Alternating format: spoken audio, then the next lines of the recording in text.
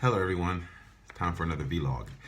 Today, I wanted to speak about something that hopefully brings together some of the more touchy-feely, I use that term, touchy-feely concepts I bring together. I mean, I talk about, listening and drive and motivation and touching others and all that kind of stuff. And I'm not saying those aren't important. Those are very important.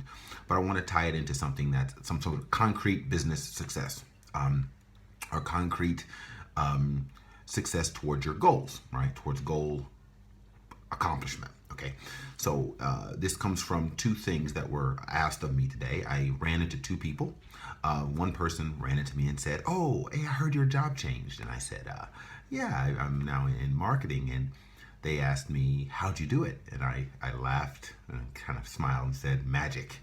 Because I knew I'd meet the person again and we'd have lunch and talk about it. And then another person I was having lunch with spoke about how they could see that I was excited about my job. I was having fun because I was using skills I enjoyed using or talents I felt were uniquely mine. And he said, at our age, it's sometimes hard to have that enthusiasm like young people have for their job. That's really good. How do you do it? How do you create a job that you enjoy versus feel strongly about versus sort of feeling like it's a job.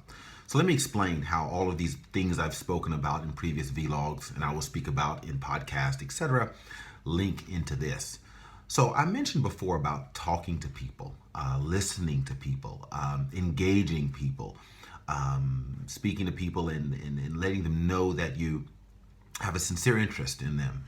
After you meet someone, respond to them in an email talking about what you learned about them and sharing with them information that they may be interested in based on what they shared with you to show that you were listening. These sort of engagement techniques I talk about a lot. Why are they important? Well, they're important for this reason when it comes to careers. A lot of times you may have an idea or something you want to do and people don't listen to you. They can see your energy. You may even feel that this is the best idea or the best job or the best idea, let's say idea, in the world, right?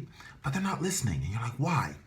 And what I've found in my career that's helped me has been all of this listening to people I do for various reasons. One, because I like it, right? Two, I can't help but remember things about people, right?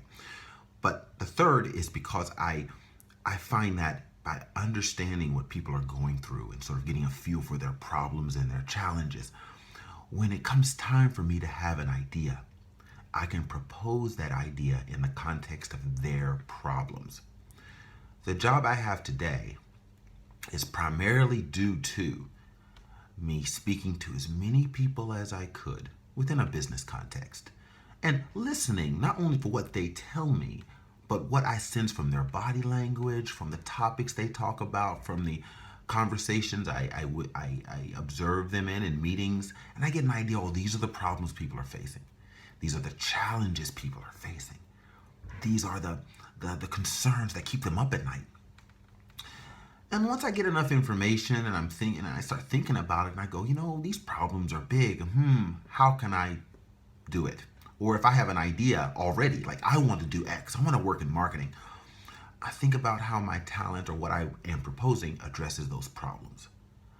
And in each case, for my job, going from PM work to chief of staff work when I worked at ING, and now from HR to marketing, and previous jobs in the past, and a long time ago, 15, 20 years ago, that's where my career has always sort of forked. I've said, I want to do this, but my natural ability to remember things people said to me, right, and that desire to want to really understand what's troubling other people has led them to listen to my proposals. Not because I'm the smartest man in the room, not because I'm the best looking man in the room, not because I'm the blackest or the not blackest or whatever ist, you may think it is. We all respond to people who are going to solve our problems in a way we accept, right? Those are the people that we want around us. We don't call, the telephone company when we have a problem with our sink, nor do we call the pizza man when we want to have a steak.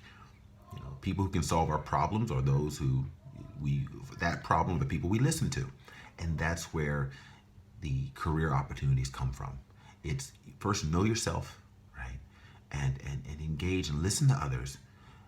One, because it's the right thing to do, but if that's not you, do it because it gives you the business case. It gives you the problem statement. It gives you a foundation that from which your seeds of ideas and concepts can grow. So, in a nutshell, listening and networking is not about selling your product to someone, but networking and listening to others is about understanding their problems so that when you propose and plan, they immediately understand the value to them. I hope that helps. I'll plan to do a podcast later this month or maybe next month to elaborate on this with a couple of people. And in the meanwhile, please feel free to check out my book, Making It in Japan. Have a great week.